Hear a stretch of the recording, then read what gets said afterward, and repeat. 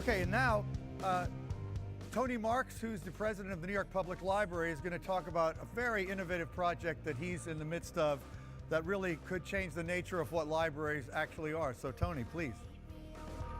Thank you, David.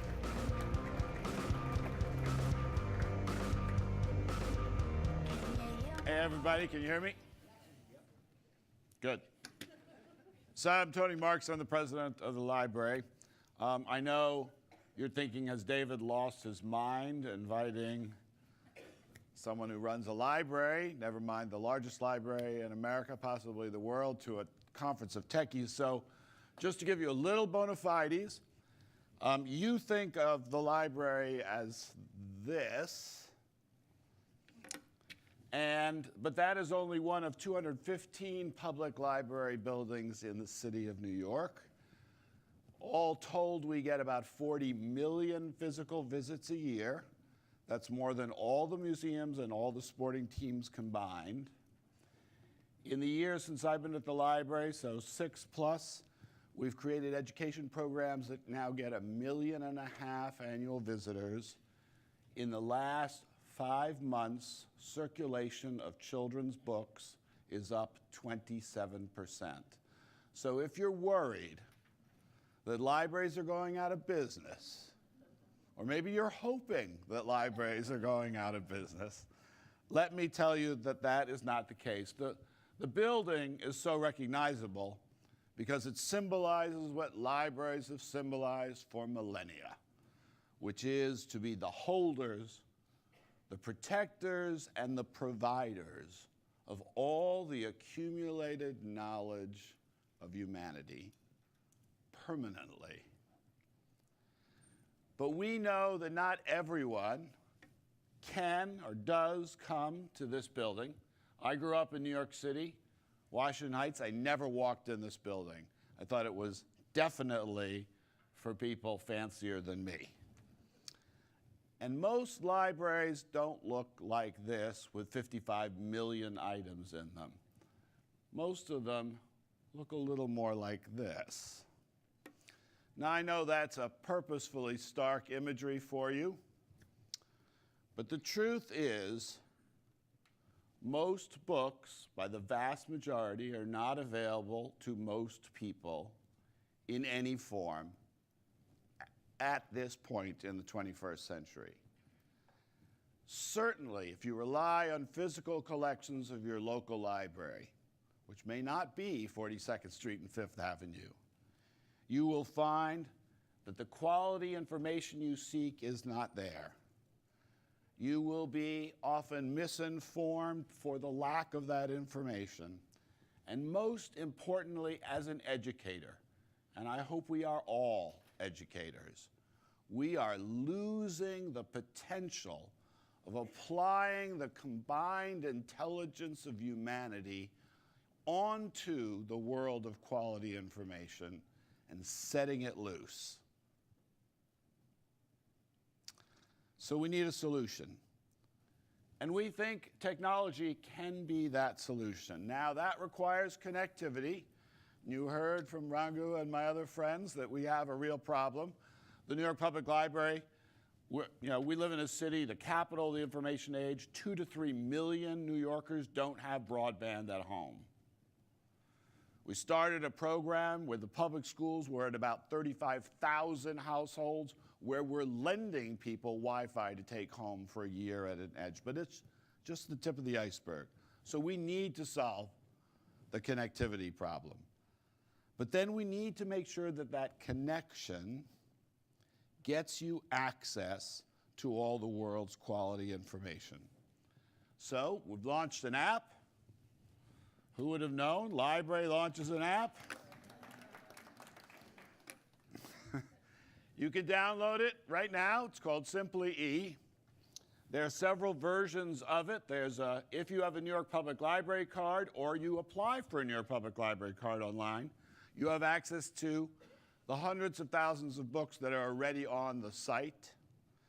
If you're not a New Yorker, we'll get you the public domain books that we can give to you for free without having to pay the license. What was 25 clicks through the commercial services to get library patrons to the books that the library wanted to offer for free, SimplyE now makes it possible in 2 clicks.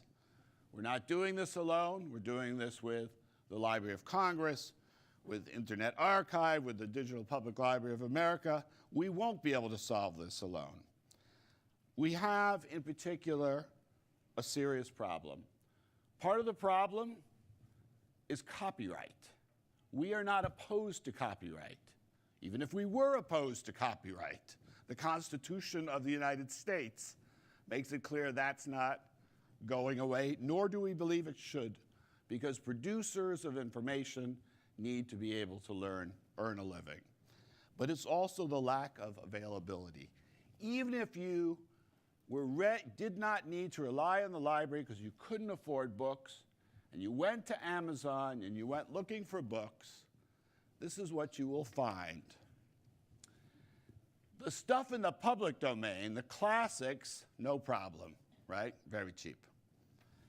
The stuff closest to today, the bestsellers that everybody is reading on the political situation or fiction, or if you can tell the difference at this point. Oops, I think I wasn't supposed to say that. The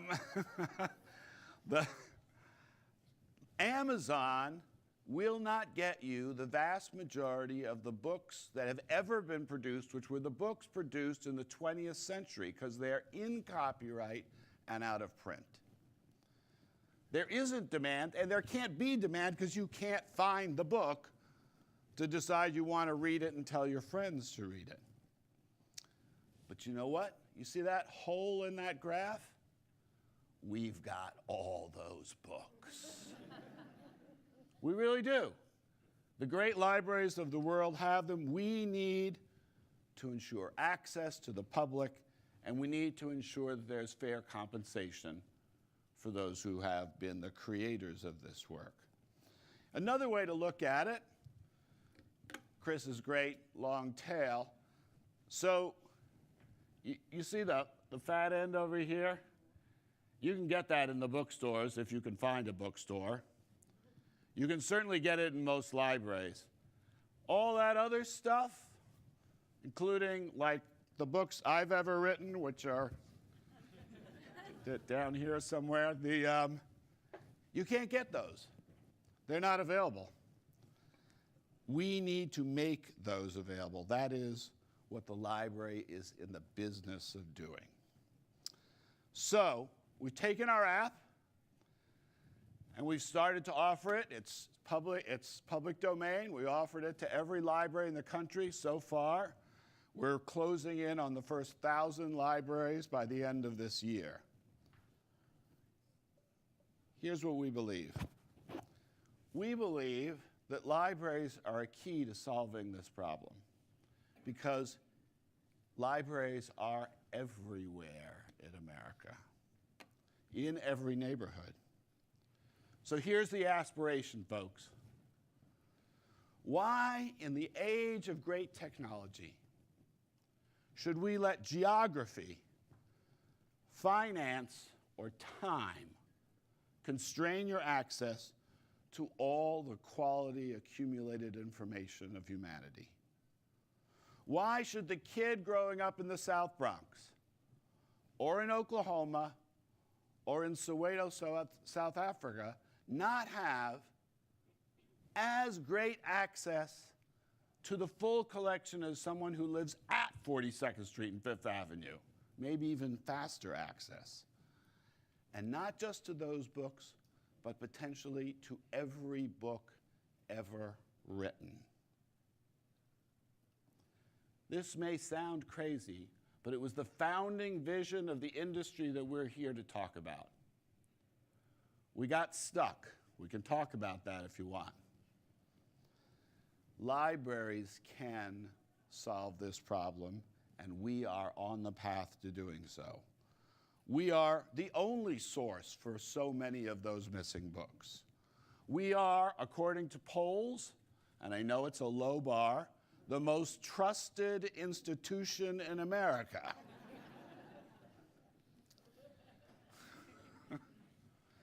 And we have a mission that is about public good and public access. Ben Franklin understood it, and we understand it. The civic space, the learning space of libraries in every neighborhood, from the smallest to the greatest, are the foundation of a civil society and an informed democracy. So I'm here very simply to say, help me seed this movement. Help me bring quality content and technology back together. Our motto at the library is more people reading more. Let me be clear. It's more people creating more. It's more people problem solving more. It's more people learning about themselves. And it's more people learning about others. Technology can help us learn and live together rather than tear us apart. Thanks.